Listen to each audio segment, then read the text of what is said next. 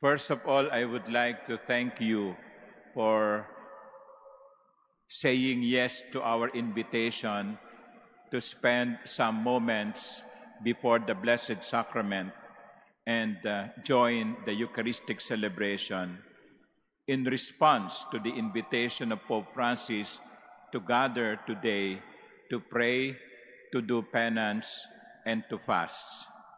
I also thank those who followed us on our Facebook page during the Holy Hour. I was told about 700 viewers were following us during the Holy Hour. Thank you for coming over to the Manila Cathedral. It shows that we really are in need of peace. It shows that we all want to be peaceful. The earth, the world is suffering.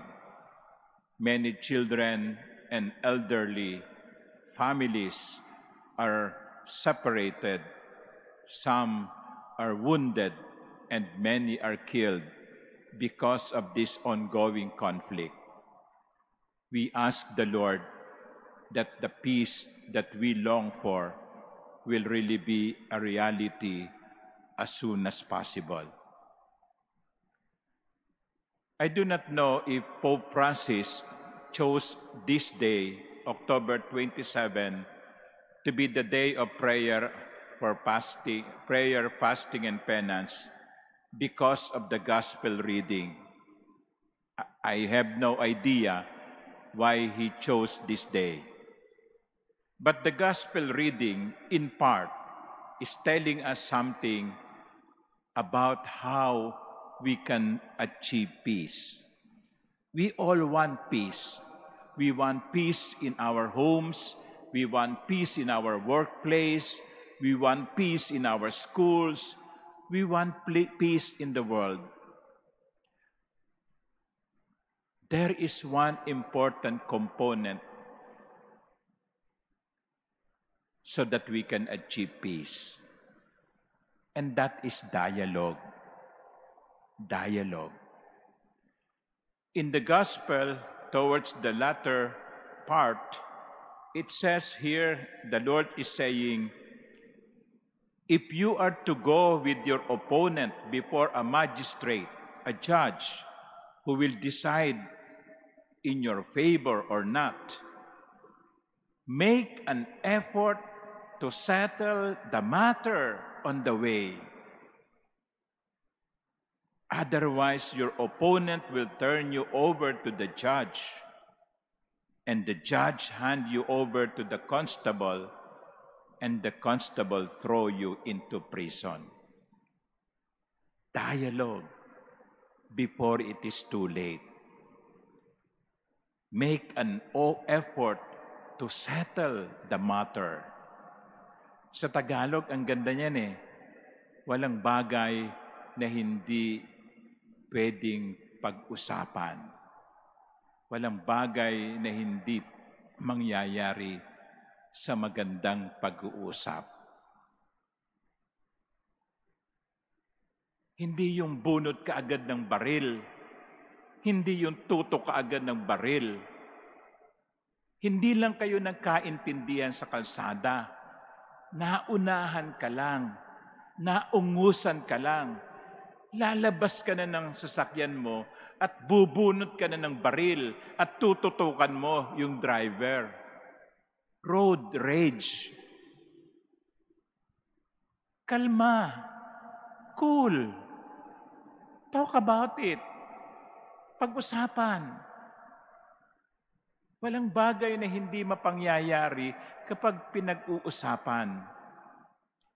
Hindi lang kayo nagkasundo ng asawa mo sa timpla ng kape. Hindi lang napaalat lang ang timpla ng ulam. Maghihiwalay na kayo? Pag-usapan. Mag-usap. Make an effort to settle the matter on the way. Dialogue. Yan ang komisyon ang nawawala. Nawawala yung pagnanais na pag-usapan. Lahat gusto karahasan. Lahat gusto madalian. Dialogue. But when we come to the table to dialogue, both sides must bring purity of heart. Purity of heart, good intention, good faith. When you dialogue, no, you bring with you the desire to really settle the matter. Yun ang sabi ng Panginoon, you hypocrites, you can read the signs of the times, you can read the sign on the sky, the sign on the earth, but you cannot read the sign that is happening around you. Mga ipokrito. Yan. Hindi pwedeng mag-usap ang mga ipokrito at ipokrita.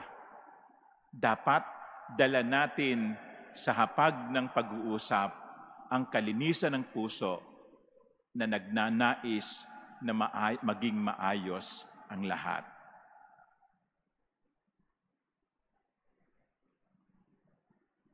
Yan ang kumisa ng kulang.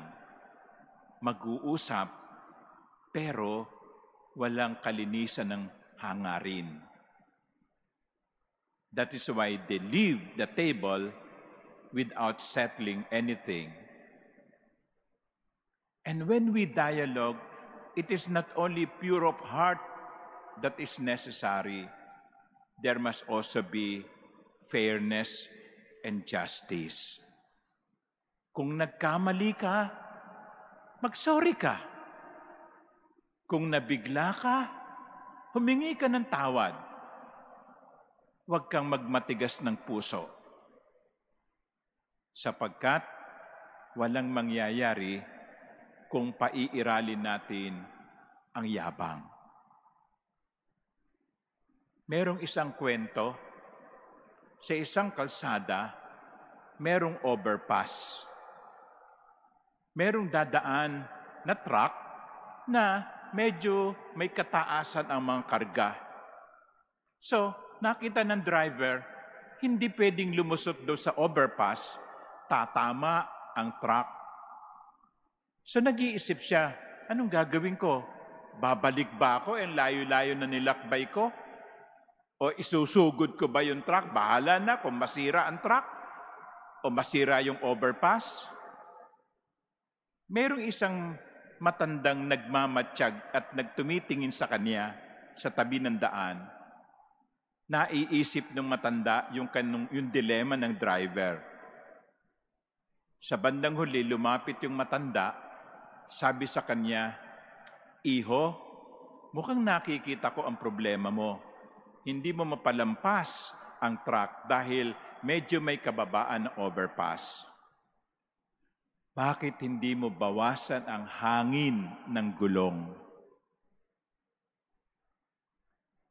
Bakit hindi mo bawasan ang hangin ang gulong? Baka bumaba ng kaunti ang truck at makalampas ka." Mga kapatid, minsan, yun lang ang kailangan bawasan ang hangin ng gulong. Bawasan ang hangin ng ulo. Bawasan ang yabang.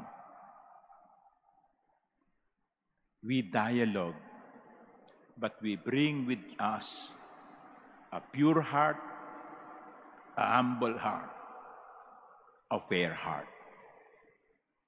And that begins with us. You know, we pray for peace. But as the song goes, let there be peace, and let it begin with me. Amen.